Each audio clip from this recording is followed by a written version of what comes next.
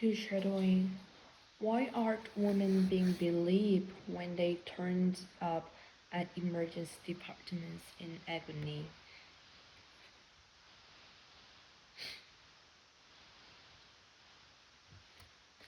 Suffering severe abdominal pain, bleeding heavily, and struggling to stand up straight and walk. Chelsea went to the emergency department. I was told that this, like I'm a woman, this happens when it comes to like menstruation and everything like that.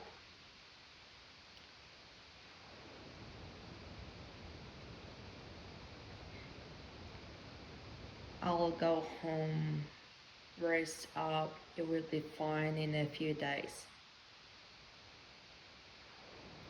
Miss Parker said she was told she has an infection and was given medicine to stop the bleeding, but rather than easing her pain got worse. It turns out that I had something called pelvic inflammatory disease that had actually scarred my fallopian tubes, and um, with that I needed round the clock antibiotic care, and I needed to be hospitalized. She never knew the full impacts of that delay to her treatment 5 years ago. My fallopian tubes will forever be scarred. They won't go back to normal. Risk of like not being able to get pregnant is big thing, and that is affect her behavior when seeking health care. Since then, I think I always push things a bit further than I need to be because I'm gaslighting myself like I'm not that bad. I can push through. Zoe has a similar experience when she presented at the emergency department at North Canberra Hospital earlier this year. Experiencing severe abdominal pain, uncontrollable vomiting, and diarrhea due to gallstone, told that I was constipated and wasn't gonna get any painkillers and to go home. She left still in pain and deeply hurt by the way she'd been treated.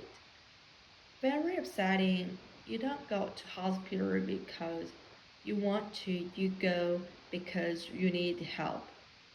But as a chronic pain sufferer, it's not the first time she's had that kind of treatment when seeking relief from pain.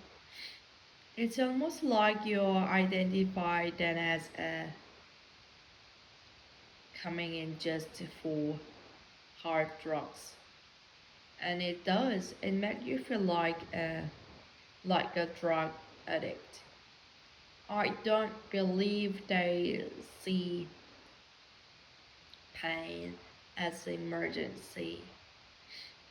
I think unless you have something that they can actually see that's wrong with you, you're not really treated by the emergency department. Both women stress they have had some positive interaction with the healthcare system, but the fact that the negative is not uncommon is backed by extensive research. In fact, a recent survey conducted by the federal government found that 2 out of 3 women had experienced healthcare related bias or discrimination. Consistent themes that emerged from that survey included feeling dismissed or disbelieved or being stereotyped as a drama queen. There's a stigma around the abdomen and the pelvis, and that any pain that sort of occurs in the abdomen or the pelvis or the back is considered normal pain for women. It's just a women's like in life, it's what women go through. It's put down to either being period pain or down to women just being hysterical. Dr. Chapman said education and validation is what's needed. Women who receive effective treatment early on when they present to our healthcare professional are less likely to go on and use opioid medication and are less likely to represent to our healthcare system in the following 12 months. Canberra Hospital declined the ABC's interview request. In a statement, a spokesperson said emergency departments prioritize compassionate care for all individuals experiencing pain. They said teams are well trained in a variety of women's health topics, including dysfunctional uterine bleeding, pelvic pain, ovarian cyst, and endometriosis. Our clinical system government committee is actually specifically looking into the issue of women's health and how that is treated and ensuring that the care provided is evidence based. The minister also apologized to anyone who's had a negative experience in the ACT's health system, whether due to medical misogyny or not. Located White's ABC News, Canberra. What more? Suffering severe abdominal pain, bleeding heavily, and struggling to stand up straight and walk. Chelsea went to the emergency department. I was told that I'm a woman. This happens when it comes to like menstruation and everything like that.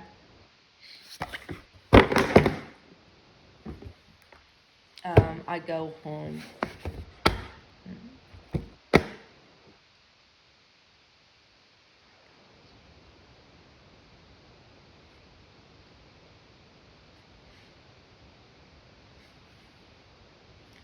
My God.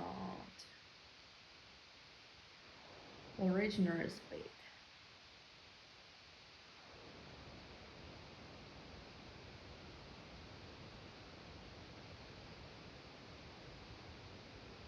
Suffering severe abdominal pain, bleeding heavily, and struggling to stand up straight and walk. Chester went to the emergency department. I was told that like a woman, this happens when it comes to like menstruation, everything like that. I go home, rest up, you'll be fine in a few days.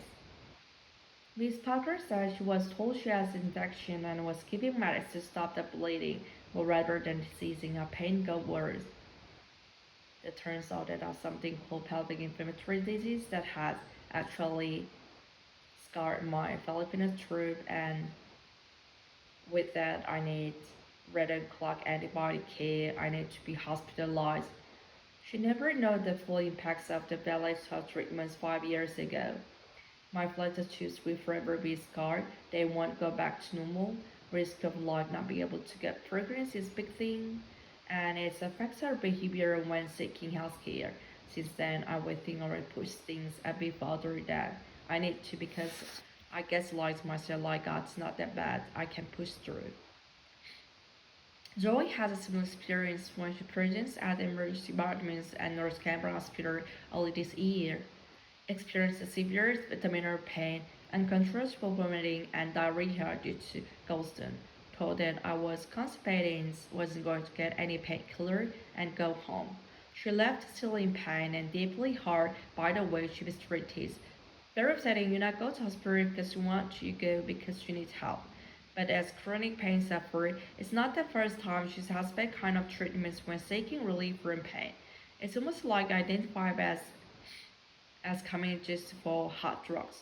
And it does, it's very like a drug addict. I don't believe I see pain as an emergency, I think, unless you have something that can actually see that's wrong with you. You're not really treated by emergency department. Both women stress they have had some positive interaction with the healthcare system, but the fact that negative is not uncommon and is backed by sensitive research. In fact, a recent survey conducted by federal governments found that 2 out of 3 women had severe healthcare-related bias or discrimination. Consistent things that emerged from the survey include feeling dismissed or disbelief or being stereotyped as a trauma queen. There's a stigma around the abdominal and pelvis, and that the added pain sort of covered in the abdominal pelvis or back is considered normal pain for women. It's just women's like we go through. It's put down to either being period pain or down to women just being hysterical. Dr. Chema said education and validation is what's needed. Women who receive effective treatment early on when they present to healthcare professionals are less likely to go on and use an opioid medication and less likely to represent to healthcare system in the following 12 months. Canberra Hospital declined ABC's interview request. In assessment, spokesperson said emergency departments prioritize compassionate care for all individuals experiencing pain. They said teams are well trained in a variety of women's health topics, including dysfunctional uterine bleeding, palsy pain, ovarian cysts, and endometriosis. Our Clean System Government's Committee is actually specifically looking into the issue of women's health and how it is treated, and ensuring that the care provides an evidence-based minister does apologize to anyone who has a negative experience in the health system, whether it's a medical ministry or not. Lotte Tribunals, ABC News, Canberra.